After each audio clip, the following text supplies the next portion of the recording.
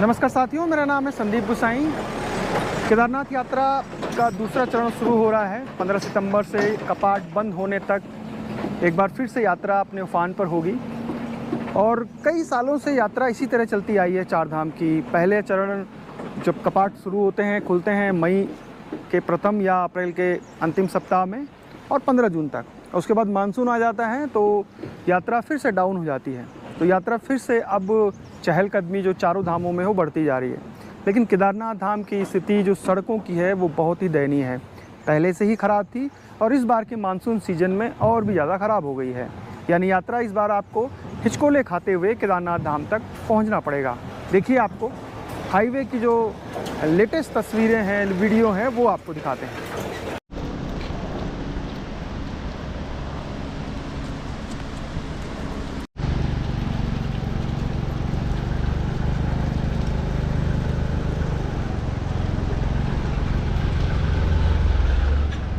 Kedarnath national highway पे इसी तरीके के पैच हैं। हम इस समय फाटा में हैं और फाटा के आसपास का ये पूरा इलाका है। अब आप सोचिए कि अगर केदारनाथ धाम की जो यात्रा है कुंड से, तो वो लगभग 55 किलोमीटर है सोनप्रयाग तक। उस 55 किलोमीटर के सफ़र को तय करने में आपको 2 से ढाई घंटे लगते हैं और अगर जाम मिल जाए तो ये समझ लीजिए कि वही 2 घंटे ढाई घंटे का सफ़र 5 से 6 घंटे में बीत जाता है। कई जगह सड़क चौड़ी ज़रूर है, लेकिन अधिकतर जगह क्योंकि केदार घाटी में बहुत ज़्यादा बारिश होती है तो इसके वजह से और भी ज़्यादा मुश्किलें खड़ी हो जाती हैं।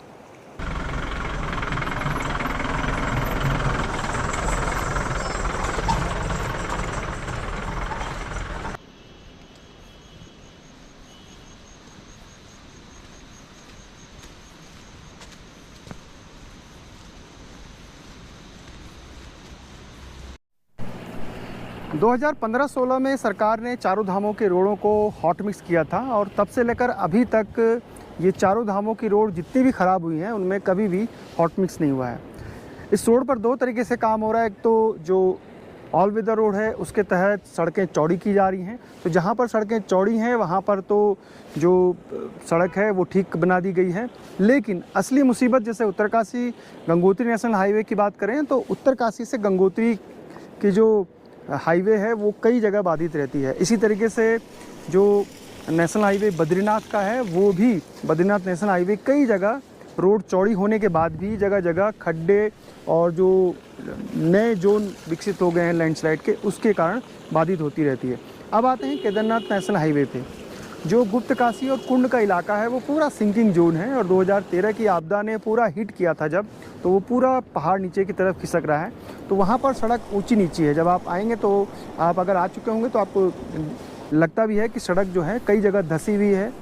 और उसके बाद जैसे जैसे हम आगे बढ़ते हैं तो नेशनल हाईवे जगह जगह फिर से कई जगह धस रहा है। जिस जगह पर मैं हूँ ये इसका ओरिजिनल पाथ नहीं है। पीछे देखते हैं तो ये इसका जो ओरिजिनल पाथ है ये नहीं है, बल्कि सड़क नीचे थी, ऊपर से मलबा आया और फिर से सड़क जो है वो अप डाउन हो गई। केदारनाथ नेशनल हाईवे में 24 नए लैंडस्लाइड जोन पिछले 6-7 सालों में विकसित हुए हैं और 2013 की आपदा के बाद करीब 30 नए लैंडस्लाइड जोन विकसित हुए थे, ठीक रुद्रप्रयाग से लेके और सोनप्रयाग तक। अब आप अंदाज़ा लगाए कि हर साल नेशनल हाईवे कितना ज़्यादा डैमेज हो रहा है और उसको बनाने में कितनी मुश्किलें हो रही। लेकिन नेशनल हाईवे केदारनाथ और भी जो चारों धाम के मार्ग हैं वो भले ही चौड़े हो रहे हों, अच्छे बन रहे हों, लेकिन जहाँ पर वो ख़राब हैं वहाँ पर कभी भी हॉट मिक्स 2015-16 के बाद वो नहीं किया गया और इसलिए इस नेशनल हाईवे की स्थिति सबसे ज़्यादा ख़राब है।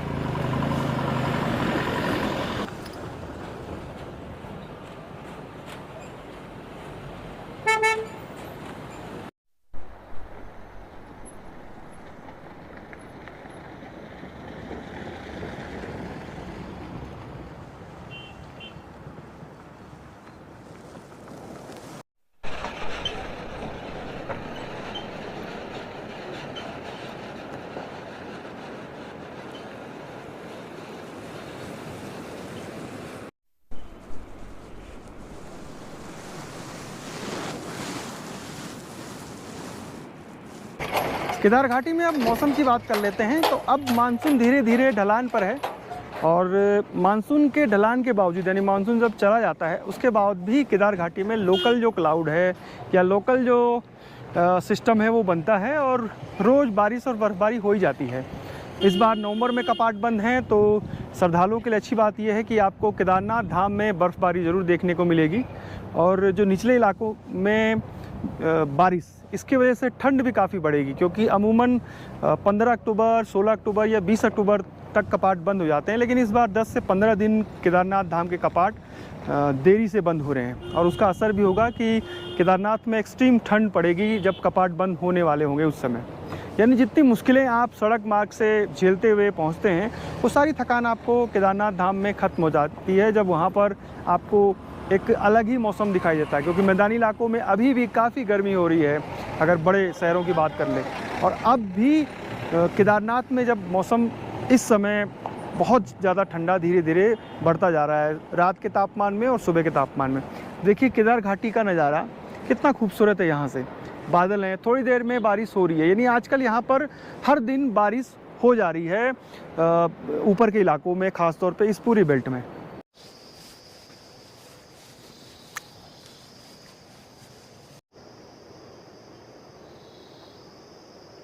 देखो भाई साहब, अभी तो ये है कि यहाँ पे पिछले दिनों काफ़ी, इस बार तो बरसात इतनी हुई है कि इतनी लैंड स्लाइडिंग हमको देखने को मिली है। पर रास्ता फ़िलहाल साफ़ है, पर रास्ते में काफ़ी गड्ढे हैं और 2 आदमियों का बाइक पे चलना भी थोड़ा ऐसा मुश्किल से लग रहा। पहले ऐसा नहीं लगता था, अब की बार बहुत ज़्यादा बारिश हुई है तो काफ़ी गड्ढे मिल रहे हैं हमको देखने को वहाँ पे।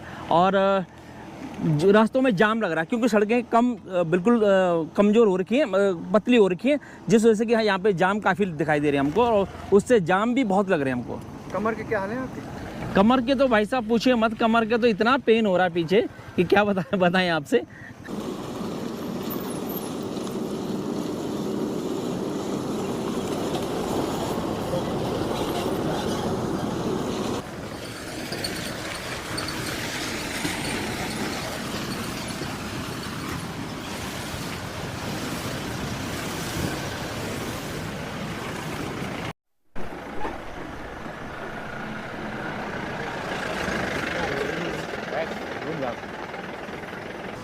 आज बस में आए मुँह नचे नहीं लगा, वो ढकलता अंग सो भी वो डैमेज होगा, बॉडी पेन कर रहा है। हाँ।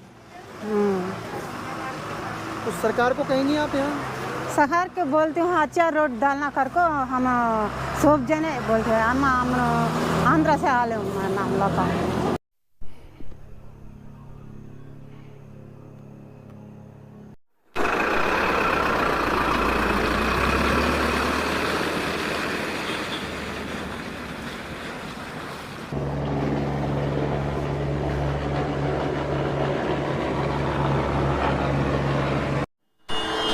साल दर साल यात्रा बढ़ रही है, लेकिन सड़क की स्थिति जस की तस है। हमारे साथ स्थानीय व्यापारी हैं। आपका नाम क्या है? मेरा नाम श्री दान सिंह है, मैं थाने का हूँ सर।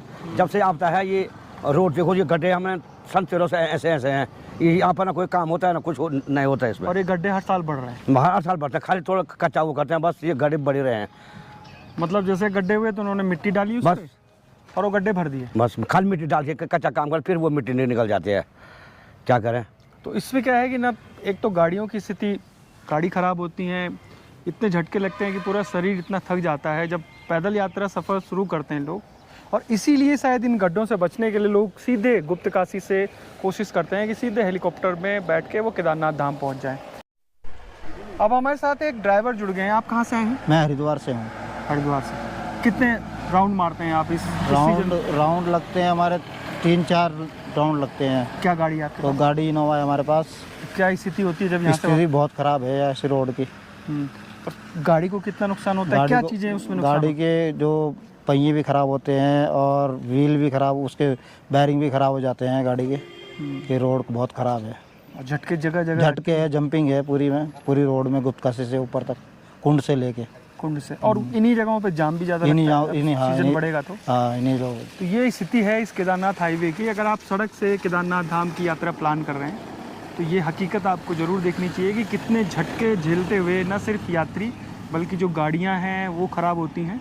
और कई सालों से जो स्थानीय लोग बता रहे हैं कि जब 2013 की आपदा आई थी तब से हम देख रहे हैं कि जो गड्ढे जिस तरीके से थे वैसे ही हैं, बल्कि और भी ज़्यादा वो हर साल बढ़ रहे हैं। और इस साल बारिश ज़्यादा हुई तो वो सड़क की स्थिति उन गड्ढों ने और भी ज़्यादा ख़राब कर दी। केदारनाथ में जो सड़कें ख़राब होती हैं उसके पीछे कई वजह हैं। एक तो यहाँ पर अत्यधिक बारिश होती है, सड़कों के किनारे जो प्रॉपर नालियाँ बनी होती हैं पानी को निकालने के लिए वो नहीं है, तो वो धीरे धीरे गड्ढे बनाती हैं। पहले रोड का जो डामरीकरण है उसको ख़त्म करती हैं और फिर गाड़ियों का दबाव इतना ज़्यादा है कि हर दिन यहाँ पर हज़ारों गाड़ियाँ मूवमेंट करती हैं पीक सीजन में, तो उसकी वजह से गड्ढे बढ़ते रहते हैं। अब इसकी वजह से यात्रा तो प्रभावित होती है, यात्रियों को कष्ट होता है, गाड़ियों का नुकसान होता है, लेकिन कुल मिला के जो जाम की स्थितियाँ बनती हैं ऐसे इलाकों में वो कई बार प्रशासन और पुलिस के सामने मुश्किलें खड़ी कर देती हैं। अब फिर से पीक सीजन आने वाला है और फिर से वही स्थितियाँ जो सड़क मार्ग से केदारनाथ धाम की तरफ बढ़ेंगे उनके सामने पेश आएगी। फिलहाल ये जानकारी आपको कैसी लगी ज़रूर बताइएगा। संदीप गुसाई को इजाज़त दीजिए। जय नंदा, जय हिमाल।